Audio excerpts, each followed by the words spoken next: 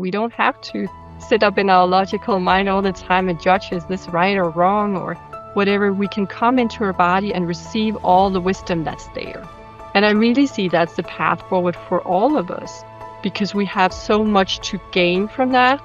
The access to our own wisdom is not through the logical mind, it's through our whole energy system, right? It's from being present within ourselves. Hello, welcome to Women Awakening. I'm your host, Cynthia James, and I'm excited to tell you that this is a space where I get to introduce you to extraordinary women from around the globe to share their wisdom, their courage, and their deep dedication to uplifting the well-being of women everywhere. So I believe that we're really in a time of profound emergence, where women's voices and their visions and their leadership are rising, powerful, and absolutely necessary. I'm deeply grateful to be a conduit to introduce you to these remarkable change makers and to listen to their stories, their transformations, their resilience, and their impact. You can find Women Awakening with Cynthia James on every podcast platform as well as video YouTube. And if these conversations resonate with you, I invite you to subscribe, share the show with women in your life, and leave a review. Now, I want to introduce you to my guest today. I'm so excited. She's from Denmark. Her name is Matilda Lerche, and she's a healer, a spiritual coach who blends energy healing with higher wisdom life coaching to help clients awaken to their fullest potential. She draws on her intuitive gifts, a PhD in science, and she bridges the worlds of science and spirituality, guiding clients to access their higher wisdom and align their energy for profound shifts in their perspective, in their alignment, and in their personal growth. She has a unique approach, and she focuses on safety, nurturing, and healing and transformation. She works with adults, but she also does an extraordinary amount of work with children, and we're going to talk a lot about that today. Matilda, welcome. I am so glad that you're here. Thank you so much, Cynthia, and thank you for the beautiful introduction. I'm so honored and thrilled to be here. And yes, it is an exciting time right now here on the planet. It is. So I want to start with where you were born, how you grew up. I mean, chances are you didn't come on the planet saying, "Oh, I'm gonna be a bridge between science and spirituality." No, but maybe kind of almost. So actually, I'm one of the lucky ones growing up in a spiritual family, and not a religious, a spiritual family. I think many parents are now where my mom was at when I was a child in terms of seeing me, my gifts, and seeing me as a spiritual being coming with a unique wisdom. So she was listening to me a lot. She was giving me time to share what came through, and that gave me this more confidence in my own words and my own truth. But also, I was like a child who wanted to blend in and be normal, so I just left all that. She's a shaman and healer herself, so but I left that, like, that energy. I wanted to pave my own path as we often do in our teenage years. So I immersed myself in science. My and actually, it was fitting me in many ways very well because I also have a very analytical mind, and I love systems, and I love to, like, investigate and explore in depth, and I could do that there, but I wanna share a little more saying that during that journey, I became completely disconnected from my own intuition. I became disconnected from my own body, so, yeah, let's leave it there. Well, what brought you back, though? What brought you back to that? A spontaneous awakening. So I had a car crash during my PhD. We were in fieldwork in Sierra Leone and in West Africa, and we had a car crash, and I had a whiplash and concussion, and it was like half a year of going downhill, like a spiral down. I was just getting worse and worse, post-traumatic stress and pain in my whole body. I couldn't. In the end, I could barely leave the house, and then from one day to the other, I had this spontaneous awakening with the help from some professionals, trauma therapists. They didn't do much except carrying an energy is what I feel, and guided me into my body. And my body started releasing. I didn't know it was possible before it started happening, but my body started to spontaneously release energy through movement. So I've never heard about it before it happened, but I've heard about it since. That it is a phenomenon, and it was like a miraculous recovery. It's so interesting that you're saying that because so many of the women that I've interviewed have talked about some moment that would could be defined as crisis, but it was actually an awakening, an opening, a portal for them. I'm very interested in this topic of science and spirituality. I actually co-taught a class at the School of Mines in Denver, which is an engineering school, and the topic was science and spirituality and how you bring and we taught it for 7 years. We did 14 classes, and it was an elective, and we would post it, and within 20 minutes, it was filled with 40 kids because they wanted to know how to do what you do. They wanted to know how to use their beautiful minds and their intellect, but also be connected to their intuitive Mm, knowing. yeah. So I wanna talk about your work with children. First of all, how did that evolve? I feel that it's something that's been with me through lifetimes. So what I came as myself was a very intuitive, extremely sensitive child, a child who was empathic and yet good at blending in, right?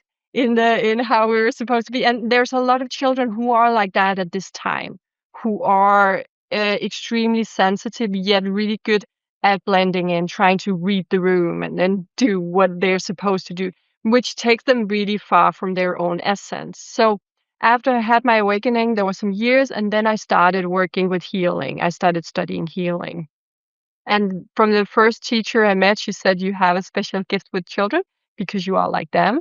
You are like one of the first of those coming in later." And you agreed to come in and have all these experience and get these things, like integrate this new way of being, this new way of like navigating the human reality, the human experience in everyday life, where you are aligned with your essence and your authenticity, yet also allowing yourself to create a life that you thrive in. It's not like your sensitivity becomes a burden and you have to hide or shield yourself. It's like your sensitivity becomes this powerful tool to create a life that you feel aligned with, that feels good to you. So I feel that was the first time I became aware of it as in this lifetime was a couple of years after my awakening. Yeah. And yeah. Can I ask, were you born after 1990? No, I was born before. I was an early one. I'm from '83. So I Yeah, was actually an early one of the Indigo children. And yes. yeah. So but it seems my energy system was very advanced, and that's what I heard again and again, like that I chose to come with this very advanced energy system. So I'm using that very much now also with the people I draw in.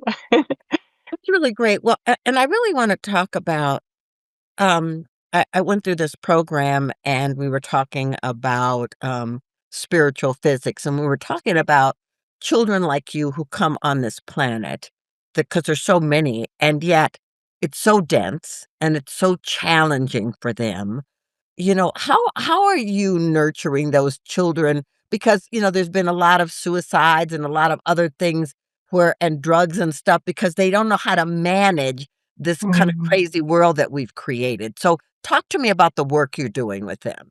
Yeah, so I would say my work with the children are like twofold. There's one part where I work directly with the children, where we do remote healings. Often they're asleep while they receive the healing, not aware if they're young. It's like we set up the appointment with the parents, and then the children receive the healing. But a big part of it also, because I know the people listening to this podcast are adults, so I would say a big part of it is with the parents, and it's for them to realize that what is happening here on the planet is that we come as very high vibrational beings, and we are meant to integrate it into the physical body. But we also meant to let go of some of the controlling systems we have integrated in our first years or in our ancestral line. Like, we are being very much in the mind, in our logical mind. Therefore, also see that the bridging of the science and the healing is so important, and to understand how we integrate it in a way that's not limiting us, but expanding us. Because when we are very much in the mind, we get disconnected from the body. And I will say it's also there all the imbalances are, like when children start to do drugs or see themselves in a certain way. It's in the logical mind. It is in that field they get this interference when they are learning or relearn, because often they are in the very first year, they come in very much present in the body. When they get help to come back into the body and feel, they will start to sense reality in a different way. It's going to feel much more soft. And the parents will feel that because they're often in their mind too, right? And there's a lot of expectations and judgments going on there. In the moment they start to realize that they don't have to be there. We don't have to sit up in our logical mind all the time and judge, is this right or wrong or whatever. We can come into our body and receive all the wisdom that's there. And I really see that's the path forward for all of us, because we have so much to gain from that. The access to our own wisdom is not through the logical mind, it's through our whole energy system, right? It's from Yeah. being present within ourselves. So I would say Yeah. that's very much Well, it. that's beautiful, and I guess I just wanna say, parents who have these children weren't equipped. Nobody said, "No, now this kind of child could come," and they start realizing that they're different, they think differently, they act differently, they respond differently. So when those parents come to you, what's their approach? So it depends. And I also want to say that there are various groups of children on the planet right now. A very big group right now is the autistic children. And then we have a who are who are empaths. They do feel others. Often they actually feel others a lot. They do not necessarily know how to respond to it or how to process it. That's why it can look like messy. And it can look like they have strong reactions, but it can be to the overwhelm they actually feel. Then there's this whole group of children who are very empathic. They feel, and then they change their behavior so they become easier and to like become smaller, like, "You don't mind me, I'm not I'm not a burden, right? I can help you, mom, I can help you, dad, I can make you happy." Um, so these are 2 groups, and there are, of course, more, but depending on where they are with their child, I always feel into the specific child to help them through whatever they're facing, but what we are often doing together is to start integrating or realizing what is the higher perspective on this dynamic. Why did you choose to incarnate together? What is your relationship look like from that place? And what is the way forward from that higher perspective? So not seeing it with a limited mind, or you have to fit in, or you have to do certain things, but look at it that way and say, okay, what's the higher perspective here? Why is this happening? And how is this happening for you? What is it helping you with in the family? Yeah, well, I'm so glad you brought up, the kids with autism because they have a communication, I'm gonna say line. I mean, there's a podcast about them talking to each other and supporting each other and helping each other understand how to navigate. And I have a grandson who has Downs and, is the epitome of love, and I'm very clear communicates with other realms. It's so I love that you're there and you can help guide the parents through understanding that these children have come with a purpose. They've come for a reason. Yeah. And I love you share that your grandson has Downs, because that was one of the other group that I didn't mention, but is very dear to my heart. And also what I see this group is, it's like they are actually holding the energetic field of heart energy on the planet. So we're now realizing that they have an extremely important assignment here on Earth, and we might not even allow them in some places to play that role, how they actually came here to help us all remember the heart, remember to stay in the heart and what it looks like. Personally, I that's how I that's a vibration I calibrate with. It's their vibration. Like, what does a free, open, non-judgmental heart energy look like? They know. They know. They never forgot. Absolutely. I mean, I tell my son all the time, I feel like we were gifted to have my grandson Yeah. come and to remind us consistently, moment by moment, that love is the answer to every question because Yeah. that's how he's gonna show up. That's how he's gonna show up. Yes. And so, I guess you work with adults too, and so when the adults come to you, what's the thing that they bring to you mostly that they want, support in?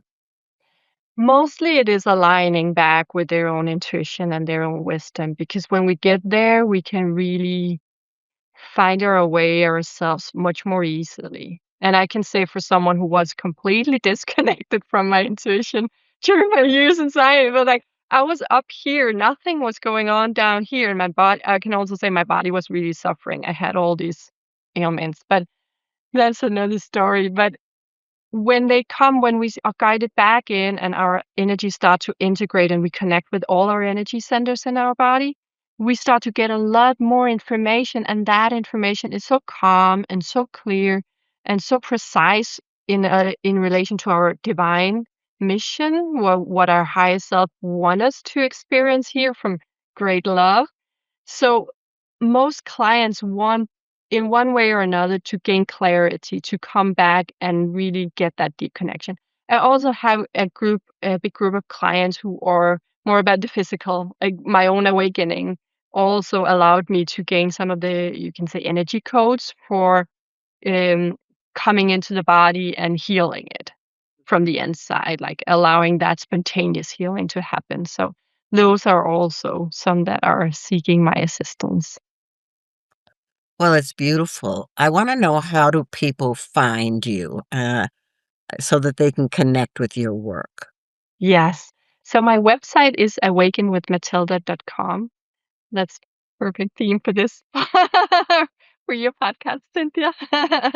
So yes, so that is what we will do. Go in and with the assistance in awakening even more. Yes. Yeah. Well, it's quite beautiful to witness, your, story of awakening and how you now use that energy to support other people. You know, I ask the same last question of, every guest on this show. The show is called Women Awakening. What do you think is the most important thing for women awakening on the planet in this moment? I would say to move from the mind, the logical mind, into the heart, or into the sacral for women specifically, because we have, through our pleasure that we feel through the sacred, that we open to receiving and feeling pleasure. And I'm talking about any type of pleasure, like the wind, feeling the sun, drinking a cup of tea, all of it. It's like coming through the energy of the sacral. When we come back into that energy, we are really powerful. When we're in the mind, we're completely disconnected from our intuition and our deeper wisdom. So coming back into the body, I really see that is what all of us need right now in one way or another. Yeah, well, I couldn't agree with you more. It's the work I do with my clients, and I feel like women's awakening is Mm. essential, on the planet in this moment to bring us back to center and to love and to nurturing, and I'm so grateful that you do this work and that I got to, spend time with you. I've never been to Denmark, but it's on my You're welcome. Thank you, Cynthia. I'm also very, very delighted to have been here in your company and invited to your podcast. And yeah, loved it so much. Thank you. All right, everybody. I want to thank you for being here and joining this inspiring conversation. I hope that this conversation touched you, encouraged you, reminded you of how incredible you are and what power lives within you. Because my intention is that these stories are an invitation to you to waken your voice, to connect to your mind and body, to open your vision and your unique gifts to the world. I just want you to know you can connect with me personally at cynthiajames.net, and that's where you'll find my newsletter and a vibrant private community and many offerings designed to support your fullest expression in the world. Please remember to subscribe, share these episodes with the women in your life, and leave a review. It truly helps us bring in more extraordinary voices to the platform. And don't forget, you can look on YouTube at Women Awakening with Cynthia James to see all the videos. So until next time, may you continue to rise, shine, and awaken to the fullness of who you are. I love you, and I'll see you next time.